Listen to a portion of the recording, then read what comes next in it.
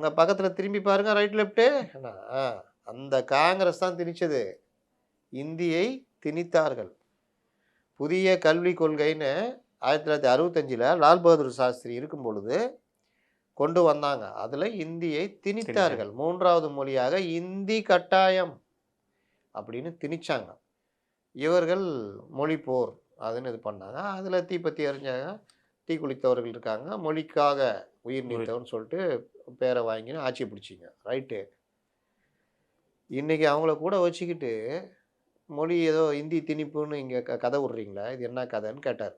2வது என்ன கேட்டார், 84 வரைக்கும் ராஜீவ்காந்தி பிரதமராக இருக்கிற வரைக்கும் புதிய கல்விக் கொள்கையில் 3வது மொழி இந்தி கட்டாயம்னு இருந்தது.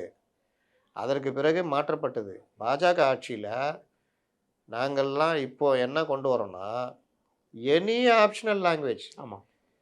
தாய்மொழி தமிழ், ஆங்கிலம், 3வது ஏதாவது ஒரு விருப்ப மொழி, ரீஜனல் லாங்குவேஜ் இல்லாமல் எந்த ஒரு விருப்ப மொழி நீங்கள் கற்றுக்கலாம். அது தெலுங்காக இருக்கலாம், கன்னடமாக இருக்கலாம், எது வேணால் இருக்கலாம். அப்படி கற்றுக்கிறதுனால குழந்தைகளுக்கு 3வது ஒரு மொழி அறிமுகமாகிறது. அது இந்தியா கூட இருக்கட்டும். இதை எப்படி நீங்கள் இந்தி திணிப்புன்னு சொல்லுவீங்கன்னு கேட்டாப்புல. என்ன பதில் இருக்கு? வெளியே போயிருப்பாங்களே, போயிட்டாங்க. அவ்வளோதான். மேடம்னா திரும்பி போயிட்டாங்க. எல்லாம் கும்பலாக திரும்பி போயிட்டாங்க.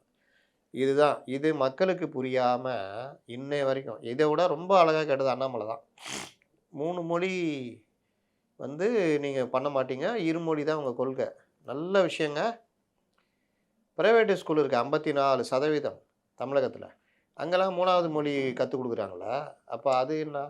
அவர்கள் எல்லாம் பணக்காரர்கள், இன்டர்நேஷ்னல் ஸ்கூலில் படிக்கிறவங்க, நீங்கள் நடத்துகின்ற இன்டர்நேஷ்னல் ஸ்கூலில் படிக்கிறவங்க, நீங்கள் நடத்துகிற சிபிஎஸ்சி ஸ்கூல் சிலபஸில் படிக்கிறவங்க, இவங்கெல்லாம் 3 மொழி கற்றுக்கலாம். உங்கள் வீட்டு பிள்ளைங்கள்லாம் 3 மொழி கற்றுக்கலாம். உங்கள் வீட்டு அம்மா நடத்துகிற ஸ்கூலில் 3 மொழி கற்றுருவீங்க. இந்தியும் சேர்த்து கற்றுருவீங்க. அங்கே படிக்கிற பணக்கார வீட்டு பிள்ளைங்களாம் 3 மொழி கற்றுக்கலாம். ஆனால் அரசு உதவி பெறும் பள்ளிகளில் பயில்றவங்களுக்கு உங்களுடைய ஆதிக்க திமிரு இது.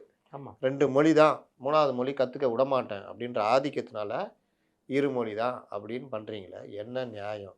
இதில் ஜோக் என்னென்னா, அதிமுக மும்மொழி கரெக்டுன்னு கொண்டு வந்தால் அவ்வளோதான். இதை ஒரு பெரிய தேர்தல் பிரச்சாரமாக மாற்றி கடவுள் இல்லைன்றான், கடவுளை பார்க்கலன்றான், பொண்டாட்டி பத்தினி இல்லைன்றான்.